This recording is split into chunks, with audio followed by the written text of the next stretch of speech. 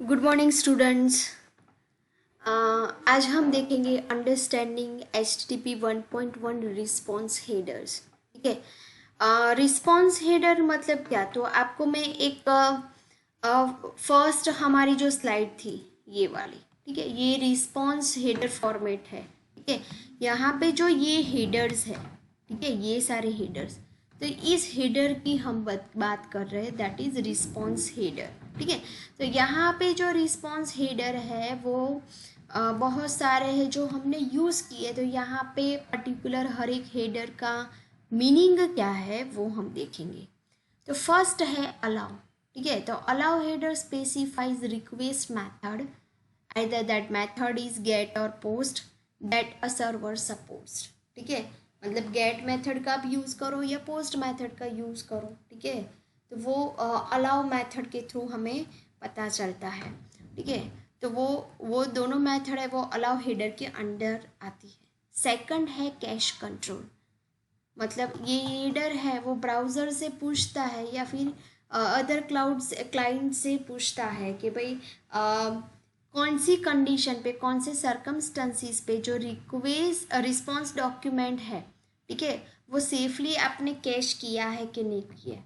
यहाँ पे एग्जांपल दिए हैं, जैसे कि पब्लिक मतलब डॉक्यूमेंट इज़ कैशेबल, अगर कैश कंट्रोल में उसकी वैल्यू है, पब्लिक है, प्राइवेट है, नो स्टोर है, मस्ट रीवैलिडेट है, या फिर मैक्सिमम एज इसकी ये है, तो हर एक के अलग अलग मीनिंग है। ठीक है, तो जो पर्टिकुलर हेडर है, ठीक है, तो वो ब्राउज़र मतलब पर्टिकुलर जो भी ब्राउज़र का हम यूज़ कर रहे हैं, तो कौन से सरकमस्टांसिस पे, ठीक है, कि कौन सा रिस्पॉन्स डॉक्यूमेंट है वो सेफली कैश हुआ है कि नहीं हुआ है, उसके बेस पे हम डिफरेंट यहाँ पे ऑप्शंस है, वैल्यूज़ है, वो हम यूज़ करेंगे। तो पहली है पब्लिक, मतलब डॉक्यूमेंट इज़ कैशेबल। सेकंड है प्राइवेट, मतलब document is for single user and can only be stored in a private caches. ठीक है, सिर्फ एक ही यूज़र यूज़ कर सकता है। ठीक है, क्योंकि वैल्यू क्या है, प्राइवेट। पब्लिक मतलब कोई भी यूज़ कर सकता है। Next one is no store, मतलब डॉक्यूमेंट है वो कैश नहीं होगा, स्टोर नहीं होगा। ठीक है, मस्ट रीवैलिडेट, मतलब जो client must revalidate document with original server each time it is used, मतलब बार बार उसको वैलिडेट करना पड़ेगा। ठीक है, नॉट जस्ट इंटरमीडिएट प्रॉक्सी, मतलब बार बार वैलिडेशन उनको देना पड़ेगा, क्योंकि जितनी बार वो रिक्वेस्ट कर रहा है उतनी बार उसको बार बार रीवैलिडेट करना पड़ता है document. Next one is max age. ठीक है, तो to set maximum age of header, मतलब ये जो कैश कंट्रोल हेडर का आप यूज़ करते हो, तो कितने टाइम के लिए वो कैश हेडर का यूज़, कैश कंट्रोल हेडर का आप यूज़ कर सकते हो। ठीक है, तो उसके लिए यूज़ होता है मैक्स एज वैल्यू। नेक्स्ट है कनेक्शन। ठीक है, तो कनेक्शन है, तो कनेक्शन यहाँ पे है, तो आप कनेक्शन यूज़ कर रहे हैं क्या, इधर you are using persistent connection और नॉन परसिस्टेंट कनेक्शन। ठीक है, मैंने पहले भी आपको डिफरेंस बताया कि what is the difference between them. तो परसिस्टेंट कनेक्शन का मतलब क्या है कि क्लाइंट एक बार रिक्वेस्ट सेंड करता है, ठीक है, और सर्वर उसको रिस्पॉन्स देता है, जो 200 वाला जो स्टेटस कोड वाला मैसेज है वो सेंड करके। ठीक है, फिर जितनी बार क्लाइंट को कम्युनिकेशन करना है तो उतनी बार करते हैं सर्वर के साथ कम्युनिकेशन, तो बार बार उसको रिक्वेस्ट सेंड नहीं करनी पड़ती। ठीक है, उसका कनेक्शन आउट नहीं होता है, so that is persistent connection. Non persistent connection का मतलब क्या है कि जितनी बार वो क्लाइंट है कुछ भी उसको फाइंड आउट करना पड़ता है, बार बार उसको जब एक बार सर्वर के साथ कम्युनिकेशन हो गया, फिर क्या होगा, उन दोनों का कनेक्शन है वो ब्रेक हो जाता है। तो बार बार क्लाइंट को सर्वर बार बार क्लाइंट को रिक्वेस्ट सेंड करनी पड़ती है सर्वर को, so that is non persistent connection.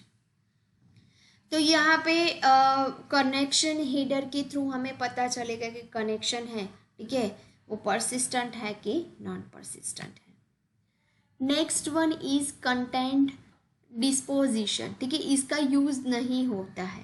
ठीक है, तो फिर भी हम एक बार देख लेते हैं कि भाई this header Let's you request that the browser ask user to save the response to disk in a file of a given name.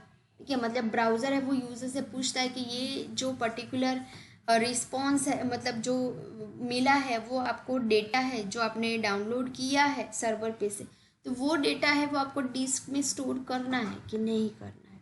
ठीक है. Next one is content encoding. ठीक है. सो यहाँ पे कंटेंट एनकोडिंग का मतलब क्या है, तो यहाँ पे जो भी डेटा है, ठीक है, जो पेज है, ठीक है, तो वो पर्टिकुलर डेटा है वो एनकोड होता है ड्यूरिंग ट्रांसमिशन. ठीक है.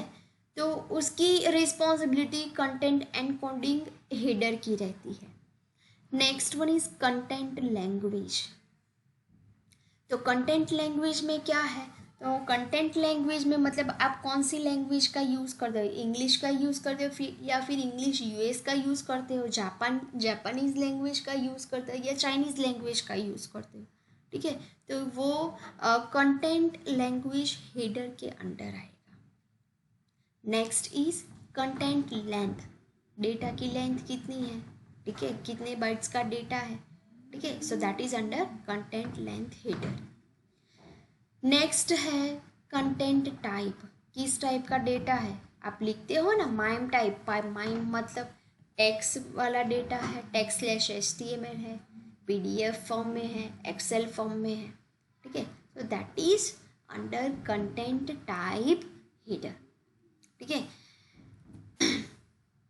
इसी तरह से नेक्स्ट हेडर है एक्सपायर्स. ठीक है. तो यहाँ पे कितने टाइम तक डेटा रहेगा, कितने टाइम में एक्सपायर हो जाएगा, तो उसकी इंफॉर्मेशन एक्सपायर हेडर से पता चलती है. डेटा है वो लास्ट में कब मॉडिफाइड हुआ था, तो वो लास्ट मॉडिफाई हेडर से पता चलती इंफॉर्मेशन. ठीक है. लोकेशन. ठीक है. तो ये जितने भी रिस्पॉन्सेज आए हैं, ठीक है, तो वो सारे रिस्पॉन्सेज के स्टेटस कोड है, तो अंडर 300 स्टेटस कोड. ठीक है. मतलब पर्टिकुलर ब्राउज़र का लोकेशन फाइंड आउट अगर करना है, ठीक है, तो लोकेशन हेडर के अंडर होता है. नेक्स्ट है रिफ्रेश. तो आफ्टर 30 सेकंड्स पेज है वो रिफ्रेश होता रहता है, तो रिफ्रेश हेडर के अंडर आएगा.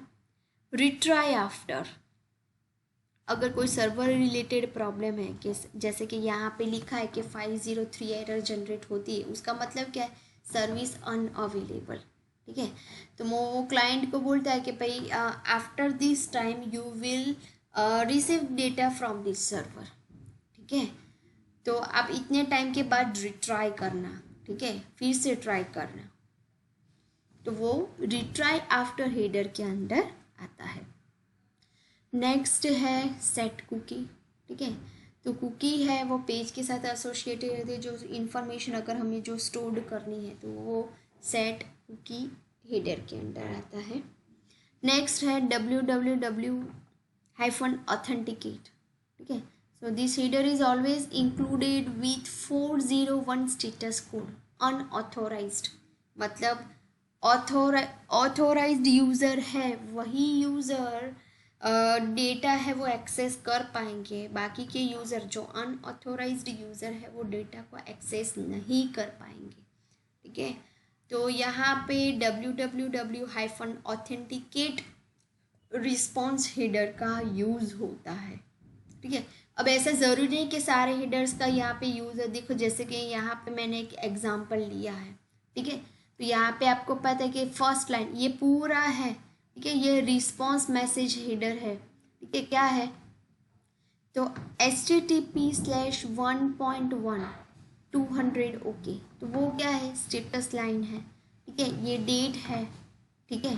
फिर ये सर्वर कौन से सर्वर का यूज़ हुआ है, तो ये सब कुछ, ये सारी इंफॉर्मेशन इसको बोलेंगे रिस्पॉन्स हेडर.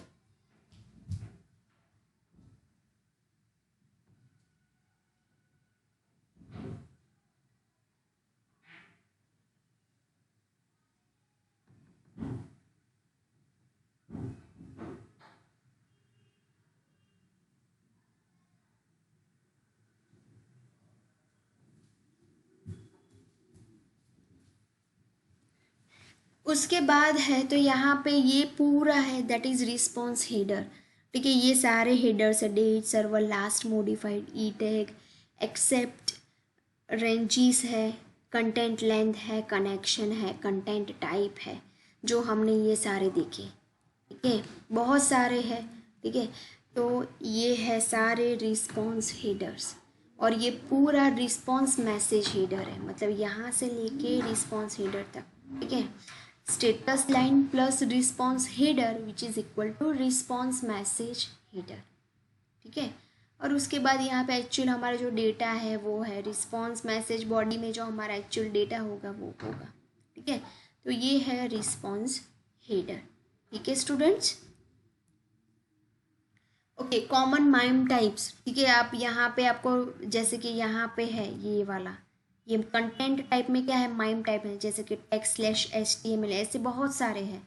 तो यहाँ पे सिंपल एग्जांपल्स दिखे, एप्लीकेशन/MS वर्ड मतलब माइक्रोसॉफ्ट वर्ड डॉक्यूमेंट होगा, एप्लीकेशन/ऑक्टेंट स्ट्रीम मतलब अनरिकॉग्नाइज और बाइनरी डेटा होगा, यहाँ पे PDF फॉर्मेट होगा, ठीक है, पोस्ट स्क्रिप्ट फाइल होगी, एक्सेल फाइल होगी, ठीक है, पावर पॉइंट है तो पावर पॉइंट प्रेजेंटेशन होगा, ठीक है, एप्लीकेशन/X-Gzip मतलब जिप आर्चिव फाइल होगी, जार फाइल होगी, ठीक है।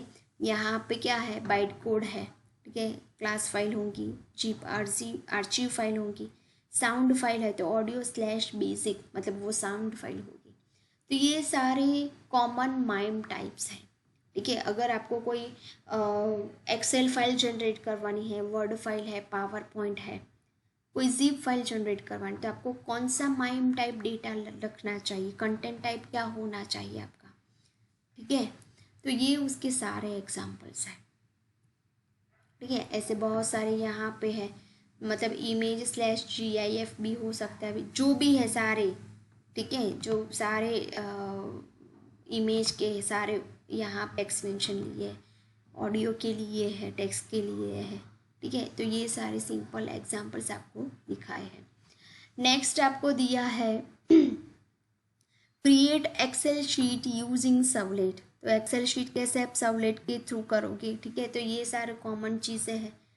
मेन क्या है, तो response dot set content type, तो देखो यहाँ पे लिखा है application/vnd.ms -एक्सेल, देखो यहाँ पे लिया है, ये रहा, यस। तो वो ली है एक्सेल स्प्रेडशीट ली है, ठीक है। सिंपल क्या किया है, तो यहाँ पे टोटल करवाया, सम इतने सेल से इतने सेल का सम करवाया है, ठीक है।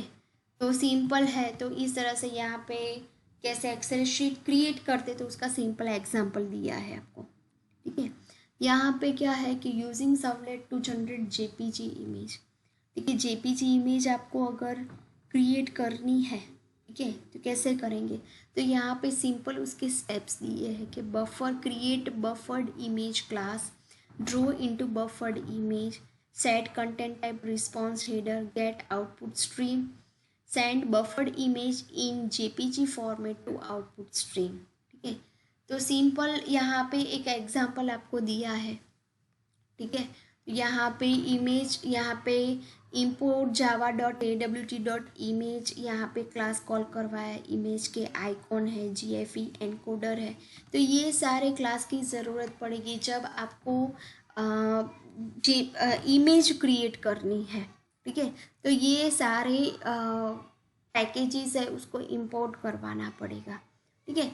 मोस्ट टाइम पे है कि JPG फाइल तो image/GIF, ठीक है, कोई भी आप ले सकते हैं, PNG जो भी लेना। यहाँ पे GIF एनकोडर लिया है तो इसलिए हमने GIF फाइल ली है। ये क्लास है आउटपुट स्ट्रीम क्लास, ठीक है। तो उस क्लास के थ्रू हमने ऑब्जेक्ट क्रिएट किया और ऑब्जेक्ट के थ्रू हमने यहाँ पे सिंपली गेट आउटपुट स्ट्रीम है वो मेथड यहाँ पे कॉल करवाई है, ठीक है। इमेज आइकॉन अगर क्रिएट करना है, ठीक है, तो यहाँ पे ऑब्जेक्ट क्रिएट करके सिंपली हमने पाथ दे दिया, ठीक है, और एक्सटेंशन दे दिया। यहाँ पे पैरामीटर पास किया है कंट्री, ठीक है। और सिंपली हम यहाँ पे क्या कर रहे हैं कि इमेज क्लास है तो उसका ऑब्जेक्ट क्रिएट करके गेट इमेज मेथड का यूज़ करेंगे इमेज ऑब्टेन करने के लिए, ठीक है। अब इमेज गेट करनी है तो उसके लिए इमेज को जब भी हम डायरेक्टली यूज़र है वो इमेज सेंड करता है from server to client to server, ठीक है, तो उस इमेज को एनकोड करनी पड़ती है। ठीक है। तो इस इमेज को एनकोड करने के लिए तो यहाँ पे हमने क्या किया है, तो यहाँ पे हमने एनकोड यहाँ पे की है, तो यहाँ पे